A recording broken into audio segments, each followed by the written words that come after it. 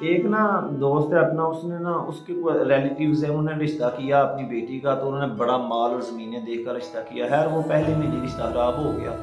تو میں وہاں گیا تو اس نے مجھے دوست نے بتایا، تو مجھے نا رسول اللہ صلی اللہ علیہ وسلم کی وہ حدیث یاد آ گئی کہ رسول اللہ صلی اللہ علیہ وسلم نے ہمیں بتایا کہ شادی ازدواج، رشتہ ازدواج کے لیے آپ کا معیار کیا ہونا چاہیے۔ وہ حضرت ابو ہریرہ رضی اللہ تعالیٰ عنہ سے روایت جو مروی وہ حدیث ہے نا کہ نبی صلی اللہ علیہ وسلم نے فرمایا کہ عورت کے ساتھ 4 چیزوں کی بنیاد پر جو ہے نا وہ شادی کی جاتی ہے۔ اس کے مال کی وجہ سے، یعنی کہ وہ عورت بڑی مالدار ہے اس لیے اسے شادی کی جاتی ہے، یا پھر اس کے حسب و نسب کی وجہ سے شادی کی ہے، اس کا بڑا اونچا جو خاندان ہے، اور یہاں اس کی خوبصورتی، اس کے بناؤ سنگار کی وجہ سے لوگ شادی کرتے ہیں، اور چوتھا اس کے دین کی وجہ سے۔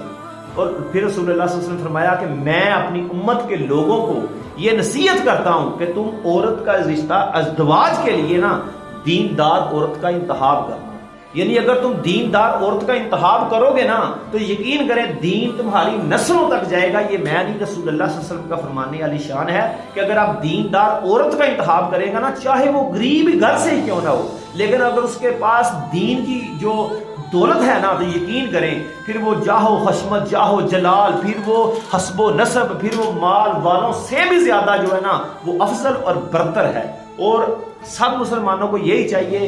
کہ عورت سے جب بھی شادی کریں نا اپنے بچوں کی شادیاں کروائیں تو آگے نا دیندار عورت کا انتخاب کریں، تاکہ دین ایسے ہی نسلوں تک جاتا ہے، نہیں تو دین ختم ہو جائے گا، ایسے ختم تو نہیں ہوگا انشاءاللہ تعالیٰ۔ دین کا ذمہ تو اللہ تبارک و تعالیٰ لیا، لیکن ہماری نسلوں میں سے دین کا جو علم ہے نا وہ ختم ہو جائے گا۔